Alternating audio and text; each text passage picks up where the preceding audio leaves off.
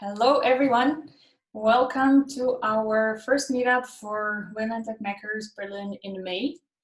And we're happy to have such a huge crowd for our talk today by Shounit Lax on how to overcome the imposter syndrome and boost your career. I'll start by introducing our meetup a little bit, and then I'll introduce Shounit shortly, and then we'll start the talk, and the questions will be at the end. So Women Techmakers started in 2015, and this is a chapter of a global organization called Women Techmakers that is a part of the Google developer groups, and the goal of the group is to keep or to make efforts to bring women together in tech, and our specific group is to make the Berlin tech scene more diverse. So we're always open to people from all genders from the very beginning. We love making events for the community, so if you have an interesting talk you want to give or a talk you want to hear, please tell us and we will try our best to make this happen. We have all sorts of events. We have talks like this. We have sometimes deep dive talks where we get to advanced talks about all kinds of technologies or programming languages. We have workshops on how to write your CV or negotiate your salary. And we have also 3 months courses on topics like JavaScript, like Android, and all the different things. We're always using Meetup for our events, and we're always using Facebook and Twitter for our social media. And now that we started making our events online, everything is recorded and uploaded to our YouTube. And all the links are available at the last part of each of the Meetup events of ours. Shounit had a very interesting journey, and with the time, she learned to embrace her imposter syndrome to work in her best. And I guess this is the message you're here to share with everybody. So please, everybody, welcome Shounit. The stage is all yours. Thank you very much. So I would just like to start and say that I'm very happy and excited to be here. I would for sure prefer being with you in Berlin. It's a city I really like, but Zoom is the best option I think we have today. I would like to thank Natalie for inviting me for this talk. And just a second, I will share my presentation in a minute, and we will start. 1 second. Okay. So, Shounit, you need to change screens. We see your notes. Perfect. Oh, you see my notes? Although now it's good. Now it's working. Oh, sorry. Hold on. Wait. Okay. Now it will be okay. Sorry, actually, before was working. Oh, okay. Maybe it froze on my machine. Now is everything good?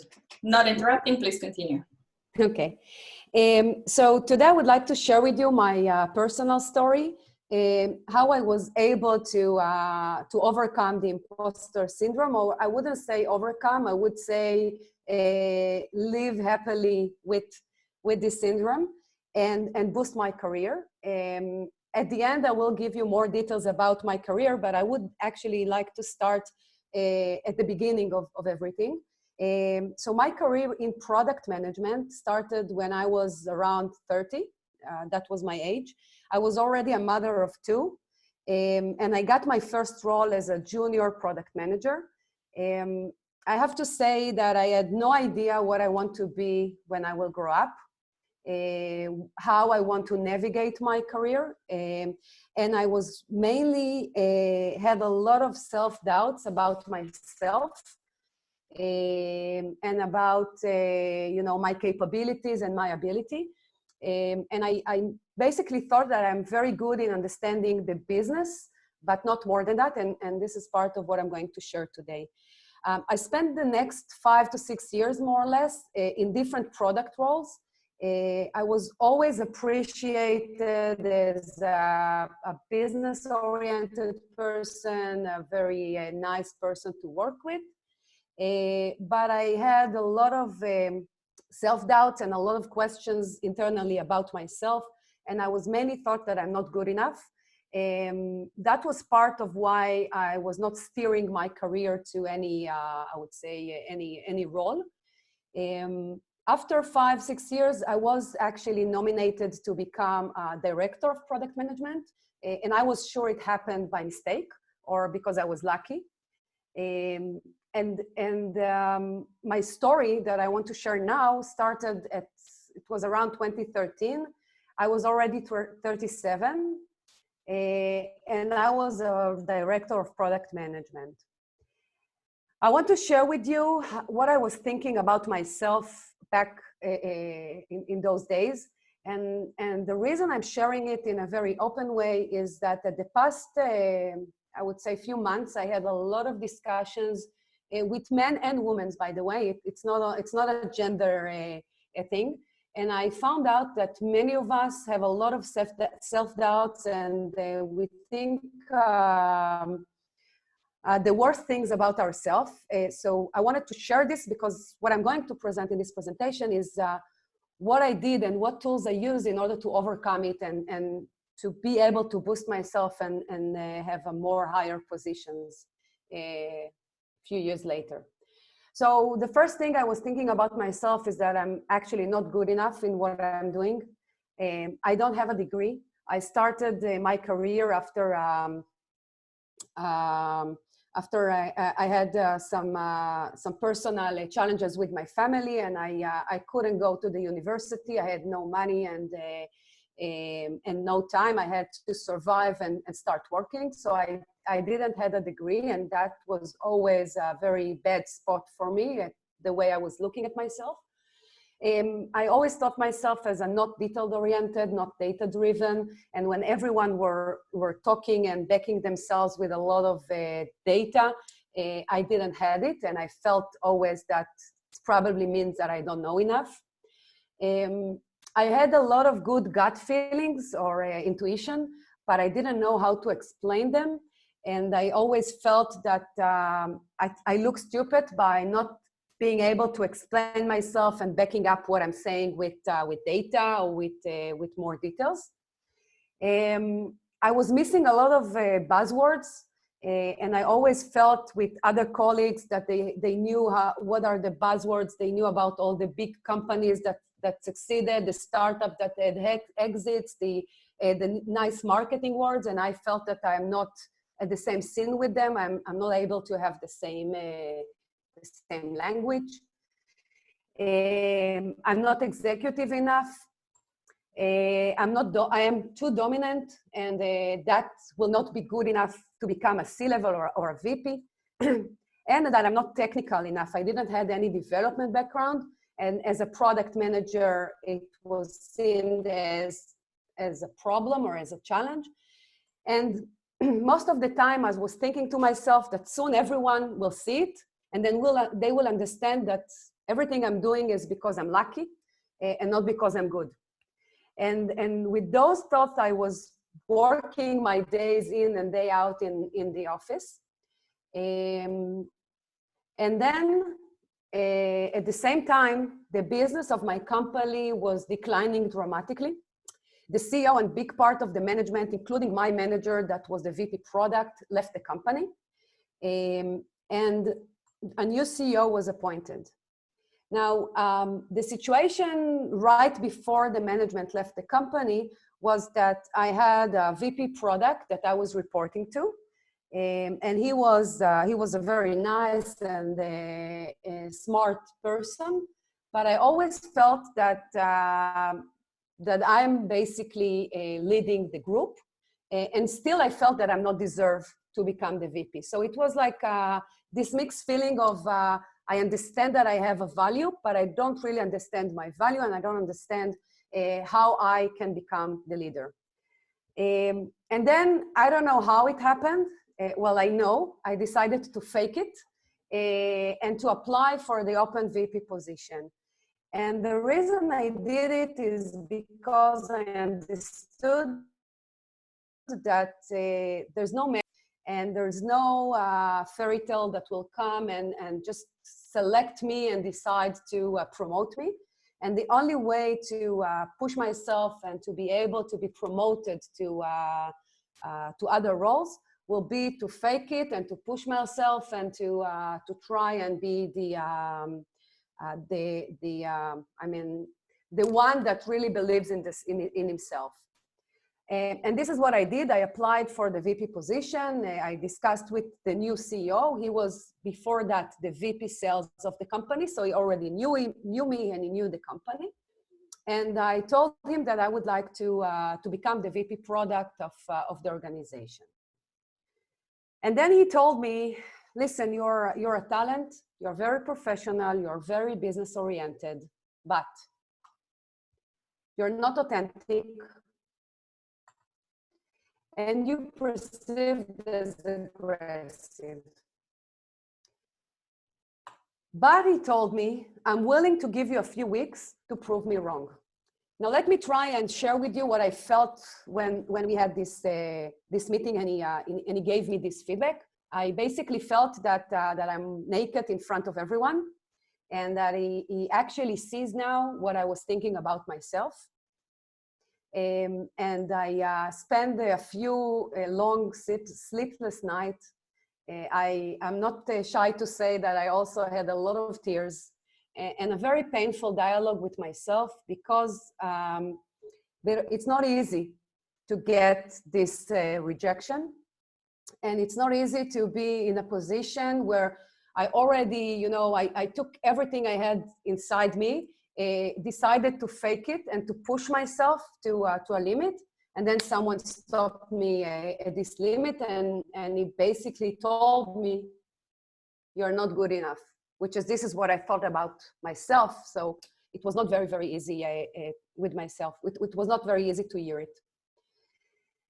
But I've decided after I had this dialogue with myself that I'm going to start a new journey. And what I realized is that first I need to make peace with myself, and then I can win the role. Because what I didn't hear at the beginning, and I realized it later, is that he did give me a chance. He wanted to see if I'm able to change, if I'm able to get the feedback that he's giving me, and I'm able to do something with this feedback. And after, those days where I was crying and not sleeping and fighting with myself, I realized that it's actually in my hands to make the difference. The other thing I realized is that it didn't question my professionalism. It didn't question my ability on the professional side or the business side to do the role. It was basically targeting my behavior. And behavior is something that is, for me, the way I work, behavior is something that is easier to change than the professionalism. And mainly what I realized is that the feedback he had about me was very different than the feedback I had about myself. So he was not using any of the things I was thinking about myself. He was just touching the way I was perceived outside. And then I understood that there is a very big disconnection between the way I'm being perceived and the way I think I'm being perceived. And this is where I decided that I'm going to start a new journey, or a new chapter, I would say, and find a way to overcome the feedback that he gave me, and find a way to win the role. And because I'm a product manager, then the easiest thing for me to do was to decide to look at myself as a product. And why I did it because when you look at yourself with the self-doubt and with all the things we think about ourselves, it's very hard to decouple the emotions with the logic, with the actual actions that we can do in order to make some changes. And when I took one step back and looked at myself as I'm a product that I need now to, I would say, to pivot or to improve, it was easy because I was able to disconnect my emotions from the situation and to look at the situation from a more logical view. that helped me to try and really understand what he was telling me and what I need to do to change it. So I started as a product manager. I started to map what do I need to do in order for me to improve this product or build new features or improve the features that I have a few bugs with. And I built myself a list of things that I need to start, take care of. So a mission statement, goals, defined my market, look at my assets and map them, build my strategy and build my roadmap. The next few slides, what I'm going to show you is basically how I did it. I will use my personal story, but I think this tool is something that everyone can do, not only in order to win a new role, but I think that at the end of the day, if we have a very clear understanding of our value, of our goals, of what really drives us, which this is the mission statement, who we are working with and who are the different markets we are communicating to, and what is our strategy and roadmap. I think that if we have this on a personal level for our career, for our life, it's really helps to make the behavioral changes that sometimes we need to do, or even to focus our actions to one direction. This is I would say my personal, this is what helped me, and I'm sure it's not the tool for everyone, but I'm just trying to share with you a different view that might be helpful to different paths and different directions. So looking at mission statement, I asked myself, okay, how I'm going to define my mission statement, what drives me. And then I came across Simon Sinek. If you're familiar with, great. And if not, I really encourage you to just Google Simon Sinek, start with the why. There are a few very nice YouTube lectures that he's giving. There's a book. I can tell you that I listened to Start with the Why YouTube video for like, I think 10 times. And I used it a lot also as a manager with my employees. The basic of that is saying, first, figure out what drives you as a person, as a company, as a product, and then go and talk about the how and the what. And my why, and it took me time to find it, but after digging with myself, what I figured out is that my why is that there is nothing impossible to the one who will try. And with my different challenges, what I realized is that what drives me is the impossible. Every time that someone tells me that this is impossible or that it's a very challenging situation, this is where I'm jumping. And if there's a wall in front of me, I will find a way to pass it, as long as I will reach the target and as long as I will challenge myself. So that's my why. And I can tell you that as a manager, I did a very nice workshop with my team where each one of them was able to find his own why. And once I found it, I felt that I have my mission statement, I have what drives me, and I can use it every time that I will need. So that was my first step of looking at myself as a product. And then I finally, at the age of 37, defined myself a goal. And the first goal was to become a VP product management. I have to admit, at that time, that was the only goal.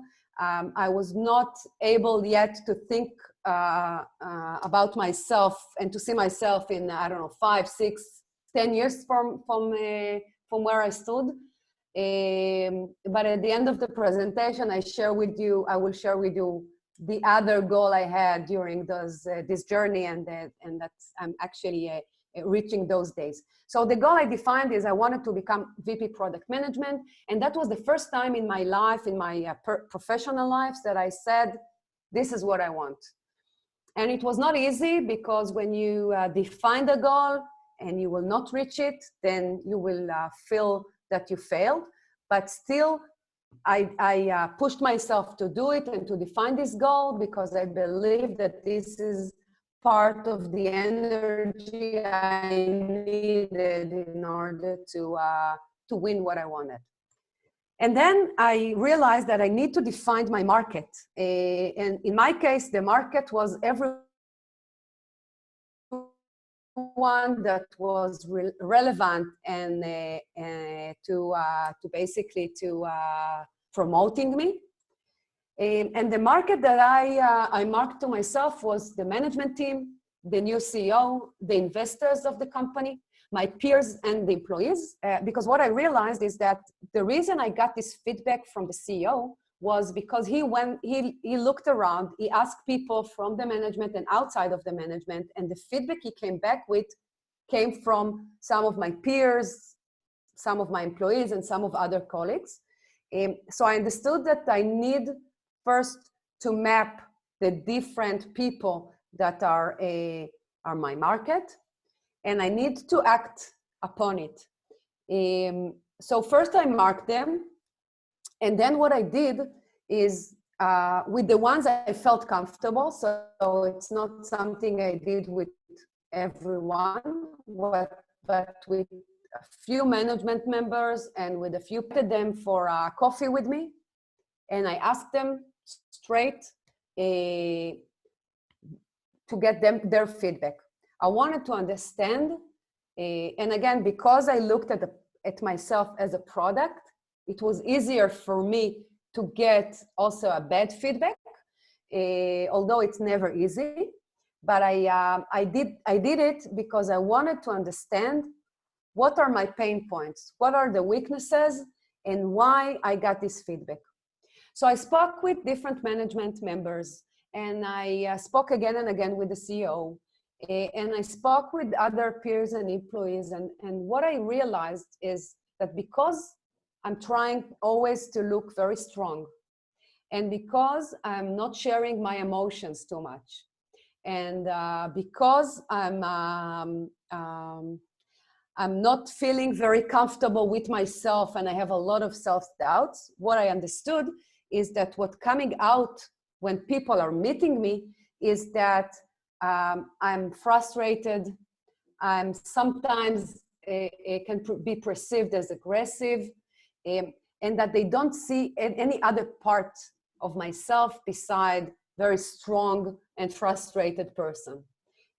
Although if you will ask, my kids, my friends at home, and many other people that knows me from the personal life, no one will say I'm an aggressive person. But I realized that because I'm not authentic, and because I'm not talking about things that are not going well for me, or challenges I'm experiencing, or problems I see, or anything that is on the, I would say, more emotional side, this is why I was being perceived and translated to be aggressive and not authentic. And that really helped me, because I understood that it's actually, I need to be more open in order to be perceived better, and not to hide myself, which I did, and I hide myself because I didn't want to be perceived as. So it's actually worked against me. And that was a very, very good, I would say, a wake-up call for me, to understand that it's better to be more open with people that are working with me, to share my frustration, to share my challenges, to share my failure, and not only my successes. And that's what I started to do, and I'll touch it in a second. The next point was the assets. Now, assets are not a very easy to map, but I'm sure that all of us in a very easy way can map their, I would say, weaknesses or what is not good enough with themselves. And it's not very easy to map our strengths. So what I did is I actually forced myself to start with my strengths. And I just start to map them and to write all my strengths. And I did it in a very, I would say, I didn't do it in one day. It took me time. And I used different tools to be able to do it. But I was mainly focusing on positive thinking. I forced myself every evening to sit down before I'm going to bed and write down 10 things that I did good today and 10 good things about myself. And I can tell you that it was one of the challenging things I had ever did. At the beginning, I almost felt sick to start writing what I did good or what good about myself. So it was not easy, but I forced myself and I did it for a month. And that really helped me to be able to crystallize my strengths. And this is an example of strengths. And when I built those presentations, it was very easy for me to write it, which that was not the case, I don't know, 6-7 years back to do. Then I was building my weaknesses list, but focusing not on things like you saw at the beginning, like I'm not good enough, but trying to focus on things that I can either improve or live with. And I wrote that I'm not detail-oriented, that I lack a financial view, that I'm not data-driven, that I'm sometimes too emotional, that I'm not executive enough. I looked at dominant as a weakness, although, you know, different people think about different assets differently, and that's great. I felt that my English was not good enough. So I took this list, and first, when I looked at those two lists, I said, okay, so, you know, there is a balance between those two, and I actually have very good assets, not just weaknesses, which really helped me to start building what I think about myself. And then I decided to go ahead and build my strategy around the assets, the market, and the goal that I would like to achieve. And what I did is I built an improvement plan. So I selected a few weaknesses and I selected the strengths. And I decided which weaknesses I would like to put in focus and start taking care of. Looked at the detail-oriented, and I took to myself, I took a role of managing the development resource allocation, which is not a pure product management, I would say, task, but I decided to do it because this is a very, very detailed-oriented task, and I wanted to figure out if I can do it or not. And I did it for a while, and what I understood from doing it is that I actually can do it, and I can do it pretty good. I just don't like it, which is a different thing. It's a weakness, or at least it's not a weakness. It's something that if I need to do, I can do. But I should select not to do it, and that's a different story. I looked at my strengths and I asked myself, what from this list is important for the role of the VP product and what I want to still emphasize.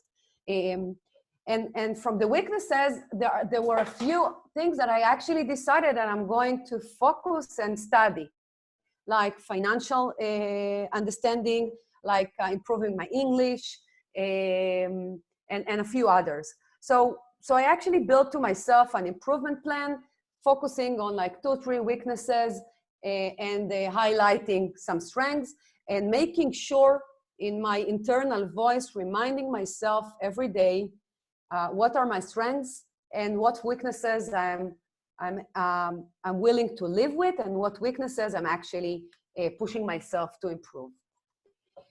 The other thing I did based on those assets is I built myself a value scale. Like, what is the list of values that I have, and what is the value that I bring to the organization in what I do. And when my value was very clear to myself, I could focus many of the things I'm doing around the value I can give to the organization and the value that I actually bringing. And in my case, I knew that the value that I bring in is this business strategic thinking that was missing in the organization and what was very needed. And I decided that I'm focusing myself and I'm building my professional VP product role around those things and around the value I can bring to the organization. The other thing I did is I understood that it's okay to have weaknesses and it's okay to understand your value. What is very important as a person, but mainly when you would like to become a manager or VP, is to make sure that I have people that are different than me as either my employees or colleagues, which can basically, my weaknesses are their strengths. And I made sure that I'm not only surrounding myself with those people, but I'm also being very authentic and telling them that this is, where we are balancing each other. So I had 3 directors that worked with me, and one of them was very detailed oriented. And I actually asked him to take the tasks of the detailed oriented and to take the lead in those tasks. And I took the lead on the tasks that I was strong in. And we were basically working very well together, where each one of us was able to highlight his strengths and make sure that his weaknesses are actually being managed. The other thing I did, after, if you remember, I did some kind of a discovery with my market, is I started to communicate the changes that I'm doing with myself to this market. So I came back to the management members and to some of my colleagues, and I kept updating them and communicating to them my understanding, what are the changes I'm doing, what are the assets, where are my weaknesses, trying to be very authentic with them about what I'm feeling about the situation, what I'm doing in order to improve. And what I realized in those discussions is that no one is expecting us to be perfect. No one is expecting us to be the best always. People expecting us to be very, to be very self-aware, to really understand our strengths and weaknesses, and to always push for improvement and always try to grow and to become better. And also people are expecting us to learn from our lessons, to have, when we fail or when we need to improve something or when we understand we did something wrong, to be able to learn from that and to improve it to next time. And this is what I did in those communication. I always talked about the improvement, not only my personal improvement, but also things I'm doing in the role, in the product management role, where I think I did wrong with defining a roadmap or building strategy, what I'm going to improve. So I always communicated the changes to the market. Another thing I did, although I didn't have the role yet, is I built a vision and a plan for the new CEO. Remember that he told me I have a few weeks to show that I'm being improved, and that was part of me showing him that I'm improving. And I built a plan, and that was me trying to show him that I am executive and that I'm actually learning and that I'm ready for for such a role. My vision was how the product team should look like, how we should build the roadmap and the strategy, what processes we should change, how we should work with interfaces. So I built a presentation with the way I see the future. And the first time I presented this presentation to him, he pushed me back again and sent me to do my homework. And then I realized again that what I did is I was not talking enough with my market before coming to him, and that I actually doing it by myself. So I took this feedback, I went back to this market, to my colleagues, to my employees. I built a plan together with them, and I came back to him. And when I did that, he was very happy, and that was part of the reason for him to accept me or to give me the role at the end. The last thing I did is I used a lot of support in with different people in different ways. I used coaching. I took professional help on product management. I actually took myself and met different VP products in other organizations. I used communities in Facebook, LinkedIn. I spoke with friends that are product managers. And I also had some support on the emotional level, because I knew that it's not easy for me to make all those changes at once, and I need someone to support me as well. So I used every support that was basically available for me.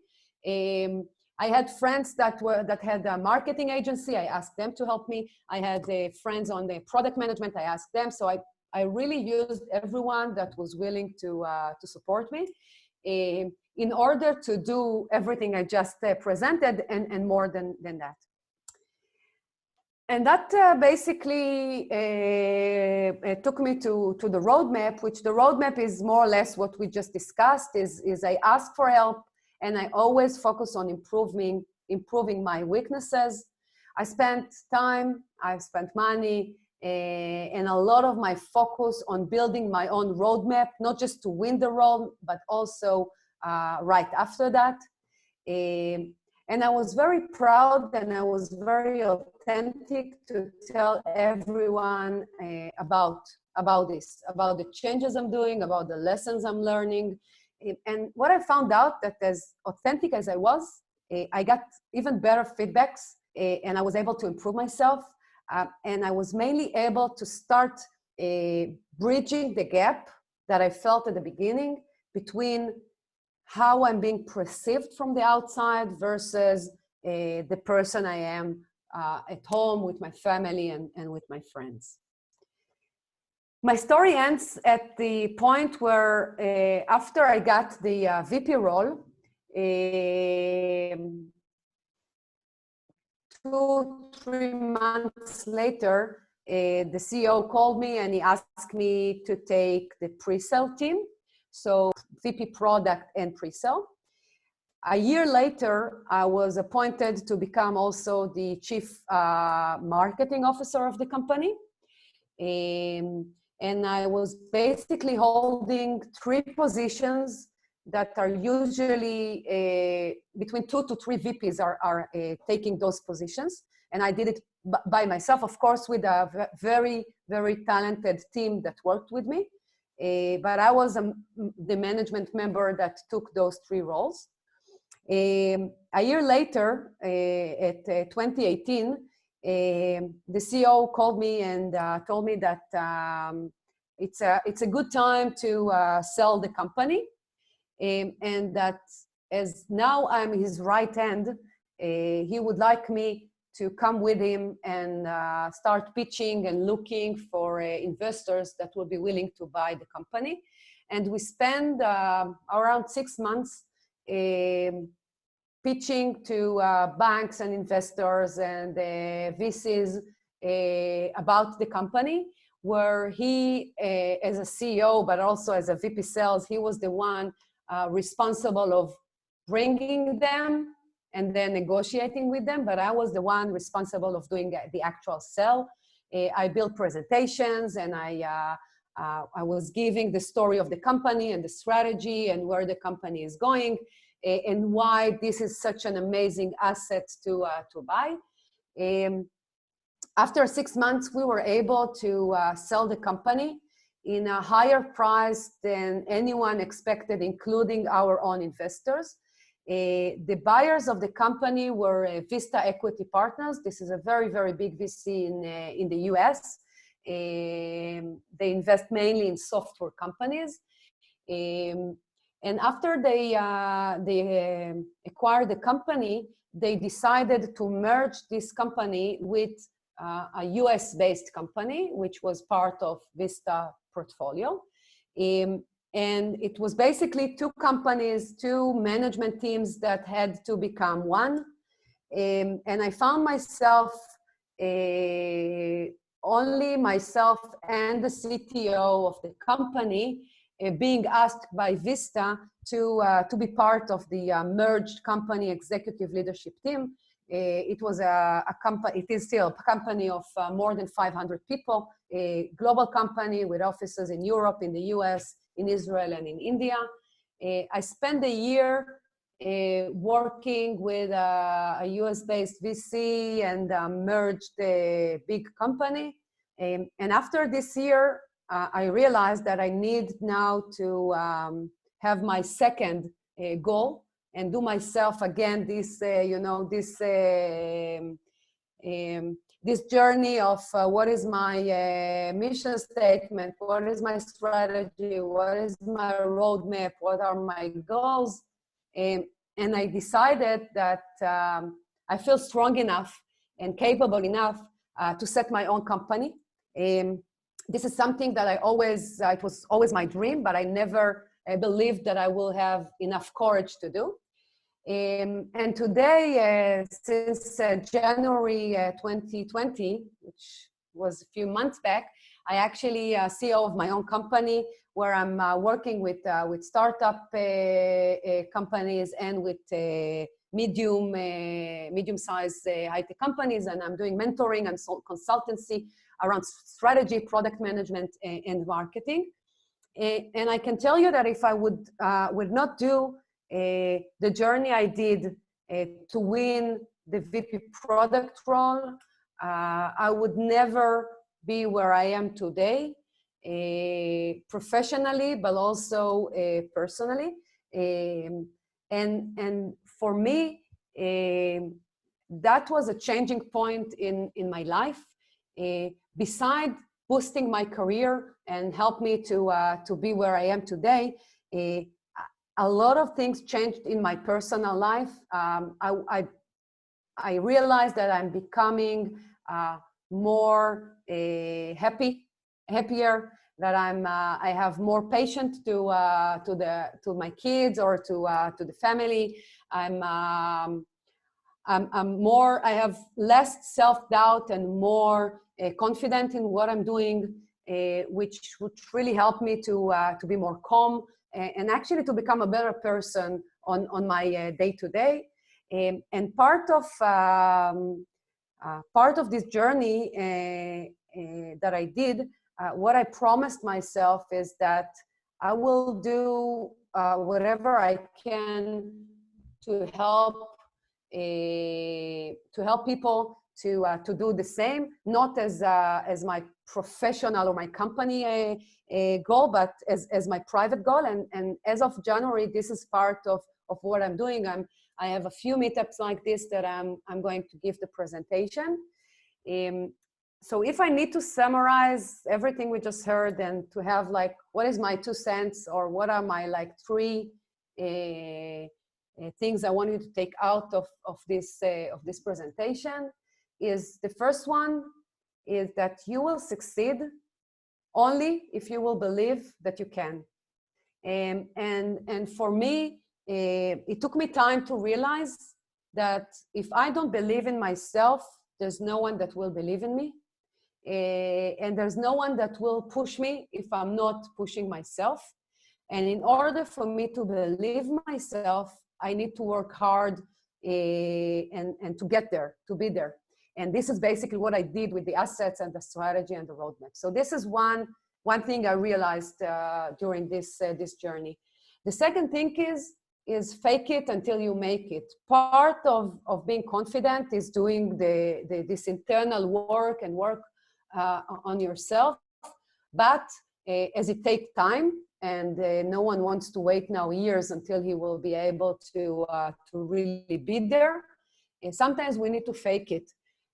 So I'm not saying we should lie, but we need to fake that we are more confident. We need to fake that we better believe in ourselves in order to be able to push ourselves and to people to look at us as we actually are.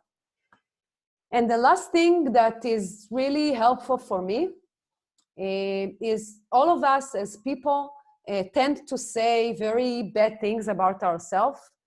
But if we need to talk about our best friend, we will always be much more positive and say a lot of good things and good compliments, which we will never tell to ourselves about ourselves.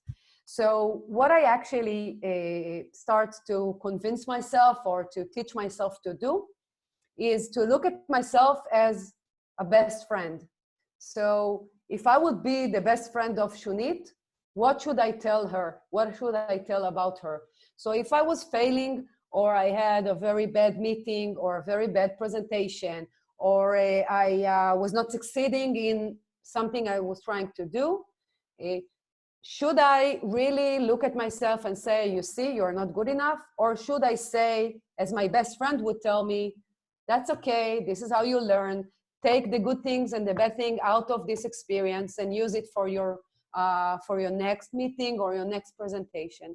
And once I took this internal discussion with myself as I'm the best friend of myself, and this is who I'm meeting in the mirror every day, that was very helpful for me to stop saying bad things and start saying things that can help me to improve and to become better.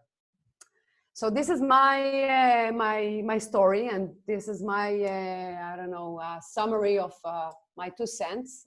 And now I will stop sharing, and I will be very happy to hear questions and to get your feedbacks. Thank you very much, Shounit. Thank you. Let me change the settings so that people will be able to unmute themselves. Then, would you prefer to take questions from that were in the beginning, or would you prefer to take questions? Yeah, we can start, I think, with the questions. Okay, so the first one from Cecile is how to stay motivated despite all rejection after being interviewed. So I think, and this is why I didn't want to answer this at the beginning, I think that what really helped me after rejection, and you saw in my story that I had a very tough rejection at the beginning, is to write to myself my asset list, my strengths and my weaknesses, to remind to myself every day at the end of the day what's good about me, and to look at the rejection as an experience and what can I learn out of it. And if I had rejections or bad experience, I was trying to do some kind of a lesson learned to myself, looking at not only where I did something bad, but also whether I did something good and what was good in what I did in order to improve it next time. The other thing I did is use it to prepare every time before other interviews. And the last thing I would say is that when I start to look at myself in a more positive way, I realized that an interview is a two-side discussion. And a two-side discussion means that sometimes I was rejected from places that I was actually happy to be rejected because I didn't want to work there. So when I came from a more strong understanding and belief of myself, where should I go and what should I do, it was easier for me to determine if this is even a place that I want to be in. So I hope I answered this, and if you have another one, then I'll take it after the next questions. What are the skills that you have acquired during your career that has helped you the most? I think that what helped me the most was to be able to not to be too emotional about my rejections or things that I didn't do good, and actually to look at every experience and see what I can learn out of this experience. It really helped me. It helped me with myself. It helped me with my employees. It helped me with my colleagues. It took me time, and it was not easy to be in this position. But I think after growing in this journey, understanding that it's okay to be authentic, that it's okay that I have weaknesses and I have strengths, and it's okay that I have that I'm not perfect, and that no one should be perfect. I think that was really, really helpful for me. So those are the skills that helped me the most. And also the fact that I always push myself to learn and to, I mean, I was always sure that there's something new I can learn. And I pushed myself always to learn new things, which always helped me to improve those skills. What would you recommend for people with other background trying to transition to tech? That's a great question, because I think, as you could understand from my presentation, I had no background. I'm not technical. I didn't have a degree. I had many reasons not to be able to move to high tech. I started my career in telecom. I was working in a mobile operator, so I didn't start in a pure high tech. And I think that, again, when I moved to high tech, what I didn't realize it back then, but now I did realize it, is I took one asset I did have, which was I was working in a mobile operator. I had a very good understanding of the telecom market. The high-tech company that I moved to was actually selling to telecom market. So I took this asset and I used it to get a junior position in high-tech. And then I started to build myself in the company. So I took one thing that I helped me to do this, and I used this, trying to emphasize this all the time and to build my value around this part. If you have a chance to do it all over again, would you do something different in this journey, or wish you have done something better? That's a great question. First thing I would say, that if I can do it again, I wouldn't start at age of 37 to believe in myself or to think that I can become a VP product. I would start much, much earlier. I can tell you that I think something like 5 years before I started before I was a director, I was a product manager, and I had a colleague that was sitting with me at the same room. We were very good friends, and he had exactly the same, I would say, background as me in terms of the market, but he had a degree and much more courage. And he actually moved to another company, became a product manager in this other company, and then 2 years later, he set up his own company. So if I did it only in 2020, he did it at probably 10 years ago or 8 years ago. So I think I missed like, I don't know, 6, 7 years. So this is what for sure I would do. I wouldn't change the way I build my self-confidence and the story I gave you, but I would for sure do it much, much earlier. And that would be my, I think another sense that I didn't share.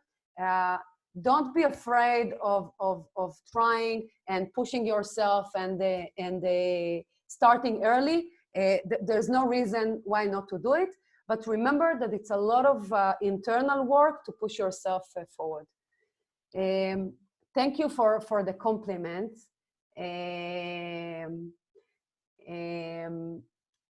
How do you reconcile fake it until you make it with being authentic? It's a very good question.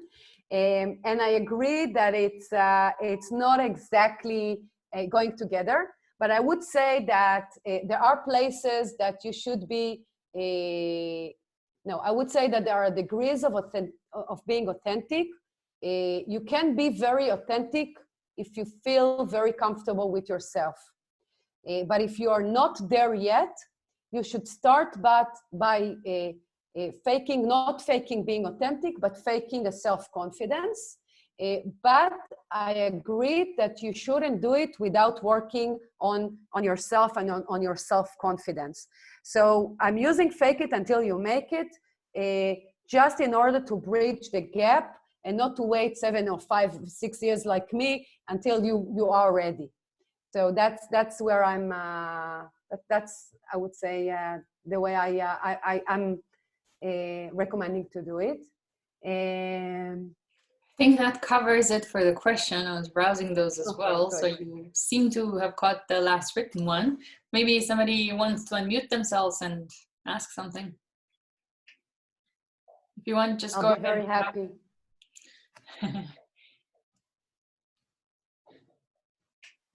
So then mute sign is next to your name or on the left bottom part of the screen.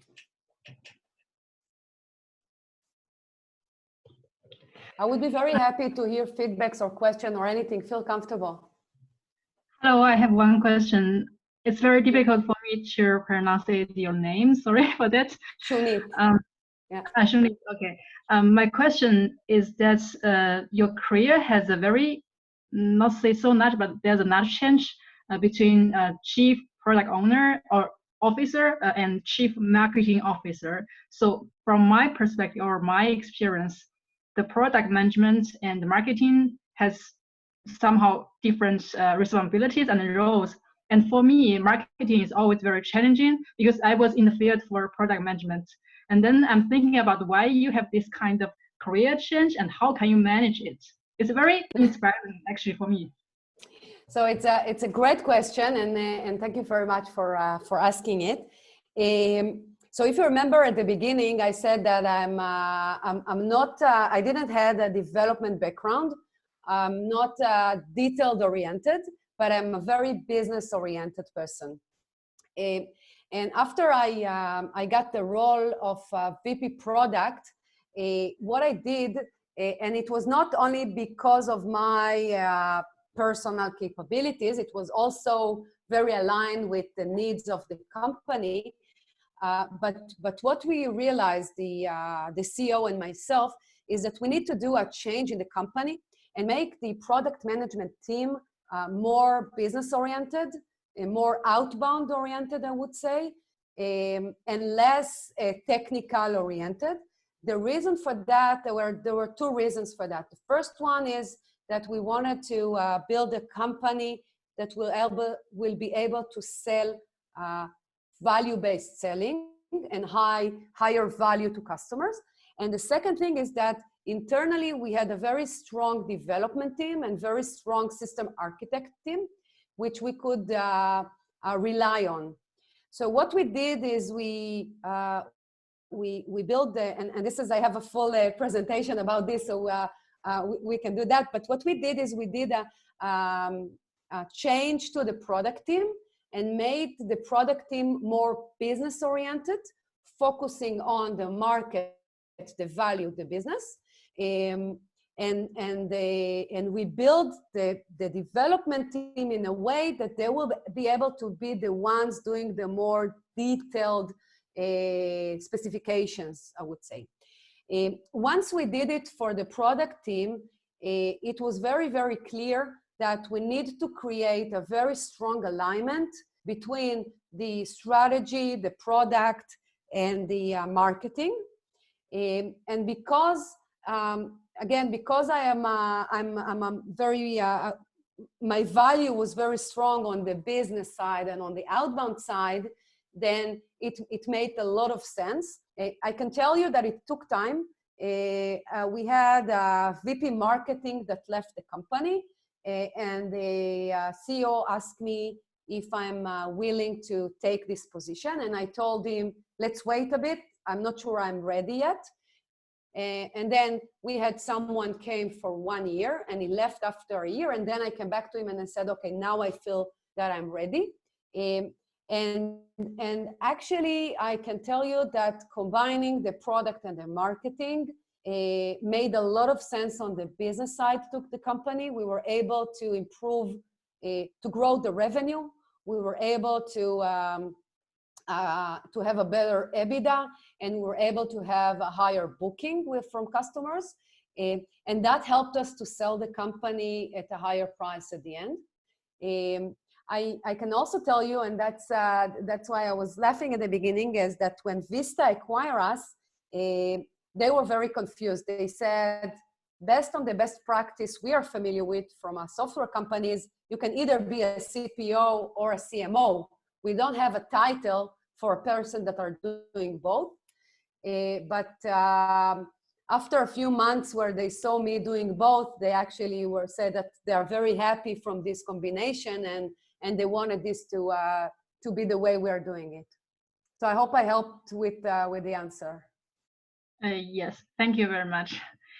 So actually, in the previous experience, I was the product owner. So what you're talking about, the marketing, is part of my job. But I was always not so confident about to market my product to all the stakeholders, etc. That's why I asked this question, whether it's also a good opportunity for you to change. And then now I'm very inspired by your experience.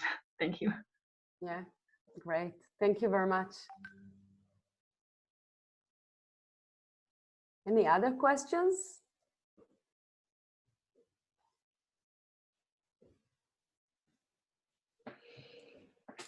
Going once, going twice. All right, I guess that's it. So I'll say again, thank you very much for the time and for the inspiration. The amount of thank you messages and I'm inspired is incredible, and a great way to start a Monday and start a week. So thanks for that for sure. And I hope this will drive lots of people to do lots of really cool things. You're welcome to join our Slack, and maybe you'll be available there for further questions if anybody would be interested. And again, thank you very, very much. Sure. And feel comfortable. You can find me on Facebook and LinkedIn. Feel comfortable to send me messages. I'm more than happy to have discussions with anyone that have questions that you would like to have on a more private environment, or any ideas that you have, or any feedback. So I really encourage you to do it. I like it, and I'm really enjoying it. So that would be great. So feel comfortable. And thank you for all the compliments. Thank you so much. Yeah, will you share your social media links on the meetup? On the meetup page, is one of the comments, and then it's probably the best way to reach you. Sure, I'll do it. Okay, then I will stop the recording and say again, thank you very much, Shounit.